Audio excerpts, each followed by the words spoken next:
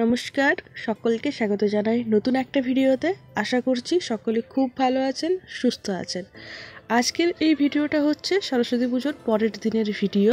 এই বছর আর সরস্বতী পুজোর দিন সেজে গুজে ঘুরতে বেরোনো হয়নি, কারণ এই বছর বাড়ি ভেঙে বাড়ি তৈরি করা হচ্ছে, সেই কারণে প্রচণ্ড পরিমাণে ব্যস্ততায় দিন কাটছে। তো সরস্বতী পুজোর দিনও এত ব্যস্ত ছিলাম যে ওই সেজে গুজে আবার ঘুরতে যাওয়ার মতো না তো ছিল শরীরে এনার্জি, আর না ছিল সময়।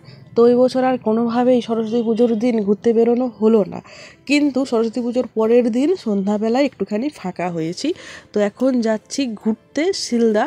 তো যদিও সরস্বতী পুজোর দিনের মতো আজকে সেরকম একটা জাঁকজমক ভিড়ভাড়টা হবে না, তবু একটুখানি ওই আমি তো গেছিলাম ঘুরতে। তো ঘুরতে বলতে একটু মাইন্ডটা যাতে ফ্রেশ হয় সেই জন্য গেলাম, ফুচকা টুচকা খেয়ে দিয়ে বাড়ি ফিরবো এইরকম চিন্তাভাবনা করে। তো বর বললো এসেইছি যখন, তখন চলো না একটুখানি ঠাকুরগুলো দেখে নিই। তো এই যে ঠাকুর দেখতে বেরিয়েছি, এক জায়গায় ঠাকুর দেখলাম, আর তারপরে আর্ট গ্যালারি করেছে। এই বছর দেখলাম বিভিন্ন জায়গায় আর্ট গ্যালারি করেছে, আর অন্য বছরের তুলনায় আমি মানে বিভিন্ন লোকের ছবি টবি দেখছি, তো সব ফেসবুকে হোয়াটসঅ্যাপে ছাড়ছে। তো অন্য বছরের তুলনায় দেখছি এই বছর আমাদের শিলদাতে প্রচুর প্রচুর জাঁকজমক করে খুব সুন্দর করে পুজো হয়েছে। তো এই বছরে আমার বেরোনো হলো না। তো যখন আমি এই যে ঘুরতে বেরিয়েছি মানে এই সব দেখছি, তখন আমার কি মন খারাপ লাগছে। ভাবছিলাম যদি গতকালকে একটুখানি সময় বার করে বেরোতে পারতাম 1 ঘন্টার মতো, তাও হয়তো খুব ভালো হতো। কিন্তু যেটা হয়ে গেছে মানে যে দিনটা চলে গেছে সেটাকে তো আর ফিরিয়ে আনা সম্ভব নয়।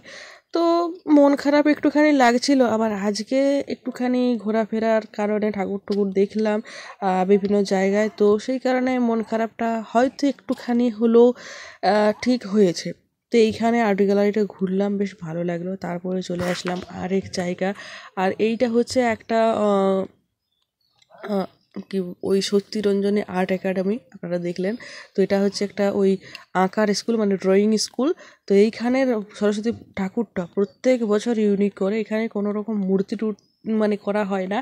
তো এখানে কি হয়, ওই কাগজ দিয়ে কেটে বা থার্মোকলের ঠাকুর, মানে ঠাকুরটা নিজে হাতে এনারা তৈরি করেন। আর এখানেও দেখুন আর্ট গ্যালারি করেছে, আর ওই যে দেখতে পাচ্ছেন বাহুবলী আর্ট কেউ হয়তো করেছে, সেটাও দিয়ে রেখেছে। বিভিন্ন রকমের ছবি টবি আঁকা আছে, যেগুলো দেওয়ালে মানে দেওয়া আছে, যেটা হচ্ছে আর্ট গ্যালারি করে আর কি।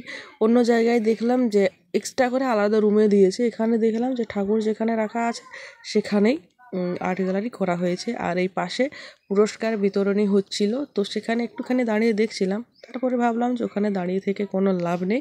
তো এরপরে এইগুলো হচ্ছে শিলদাতে আমাদের ঢোকার মুখেই ছিল দুটো ঠাকুরই। তো তারপরে বর মানে গেল গাড়িতে তেল ভরতে। তো সেই রাস্তাটা খুবই সুন্দর লাগছিল সেই দিন। রাস্তার মানে 3টে করে রেডিয়ান বসানো আছে, যেগুলো খালি চোখে দেখতে খুবই ভালো লাগছিল। কিন্তু আপনারা জানেনই তো যে আমার ফোনটা জলে ঢুকে যাওয়ার পর ক্যামেরা ডিস্টার্ব হয়ে গেছে, সেই জন্য খুব একটা ভালো করে ভিডিও ওঠেনি। তো যাই হোক, তেল ভরা হয়ে গেছে, এখন হয়তো আমরা ফিরছিলাম। আর ভিডিওটা বুঝতেই পারছেন অনেক দিন আগের ভিডিও। এই ভিডিওগুলো জমা হয়ে আছে, ওই যখন সময় পাচ্ছি এডিট করছি একসাথে অনেকগুলো করে, দিয়ে আপলোড করে দিচ্ছি, দিয়ে শিডিউল করে রাখছি, একটার পর একটা পাবলিক হয়ে যাচ্ছে। আর যখন সময় একেবারেই পাচ্ছে না, তখন এডিটও হচ্ছে না, তখন হয়তো ভিডিও দেওয়া বন্ধ থাকছে। এটা আপনারা একটুখানি ম্যানেজ করে নেবেন। আর তারপরে এসে একটুখানি মোমো খেলাম। এটা আজকে নতুন দোকানে ট্রাই করলাম, মোমোগুলো একেবারে ভালো লাগেনি। তারপরে বাড়ি ফিরে আসলাম। বাড়ি ফিরে আসার পথে ওই যে আমাদের গ্রামে ঢোকার মুখেই অনুষ্ঠান হচ্ছিল, সেখানে একটুখানি দাঁড়িয়েছিলাম। এখানে ওই কোশ্চেন্স জিজ্ঞেস করছিল বিভিন্ন রকমের, মানে এখন যেটা হচ্ছিল গানের লড়াই। গানের লড়াই বলতে ওই গান দেখাচ্ছিল আর হিরো হিরোইনের নাম জিজ্ঞেস করছিল।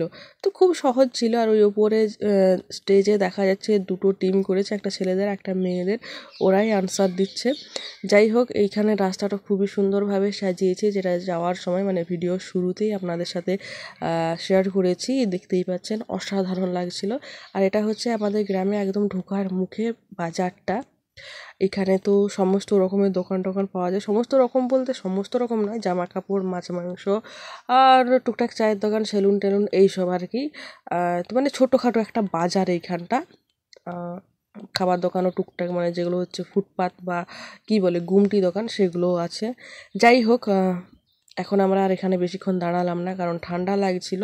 বর হালকা একটা জ্যাকেট পরেছিল, মাথায় টুপি নেয়নি, আমি হালকা একটা চাদর নিয়েছিলাম, তাতে করে আমাদের বেশি ঠান্ডা লাগছিল। আর ফাঁকা জায়গায় আসতে হয় তো, মানে রাস্তাটা তো বেশিরভাগটাই ফাঁকা, একদম ক্ষেতের মাঝে রাস্তা, তো আসার সময় প্রচণ্ড পরিমাণে ঠান্ডা লাগছিল।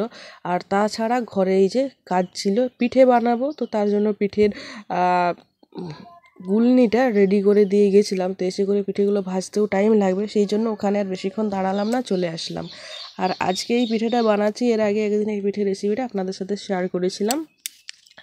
এটা হচ্ছে গুঁড়ি আর ময়দা অল্প করে দিয়ে মিক্স করে চিনি দিয়ে দুধ দিয়ে এটাকে গুলে রেখেছিলাম। আর এই যে এখন এতে দিলাম মৌরি, কাজু আর কিশমিশ, একটুখানি বাদামও দিয়েছিলাম, যদিও এগুলো মানে অপশনাল, না দিলেও চলে। তো এগুলো দিয়ে বেশ ভালো করে একটুখানি ফেটিয়ে নিলাম। এই পিঠেটা বানানোর সময় ওই গুলনিটাকে যত ভালো করে ফেটানো হবে, পিঠেগুলো তত সুন্দর ফুলবে আর নরম হবে। তো এবার পিঠে ভাজা আরম্ভ করেছি, আর পিঠেগুলো দারুণ ফুলে যাচ্ছে। এক একটা পিঠে তো নিজের থেকে ফুলেই উল্টে যাচ্ছে। আর এই পিঠেগুলো একটুখানি তেল বেশি করে মানে লাগে ভাজতে, কারণ প্রচুর তেল খায় পিঠেগুলো। আজকে চিনির সাথে গুঁড়ো মিক্স করেছিলাম, ওই জন্য পিঠেগুলো সাদা হওয়ার বদলে হালকা হালকা লাল হচ্ছে। গুড়ের পিঠে একটুখানি লাল লাল হয়, আর চিনির পিঠে একেবারে সাদা হয়। তো একেবারে সাদা মানে একেবারে সাদা পিঠেটা আমার বরের পছন্দ, কিন্তু আমার অতটা পছন্দ নয়। তার জন্য আজকে একটুখানি গুড় মিক্স করেছিলাম, যাতে পিঠেটার রঙটা ভালো আসে।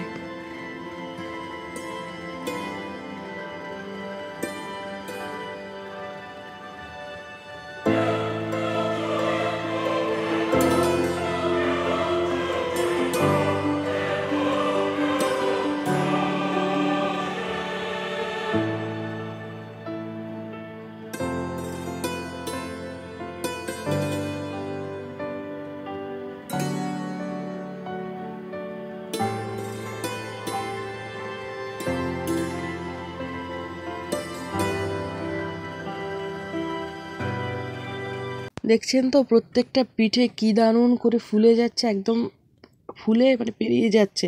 আর এর ভেতরটা দেখুন, একেবারে ফাঁপালো হয়েছে আর জালি জালি হয়েছে। আর ওই যে ভেতরে কিন্তু বাদাম কিশমিশও রয়েছে, এইগুলো খাওয়ার সময় মুখে একটা আধটা পড়লে অসাধারণ স্বাদ লাগবে।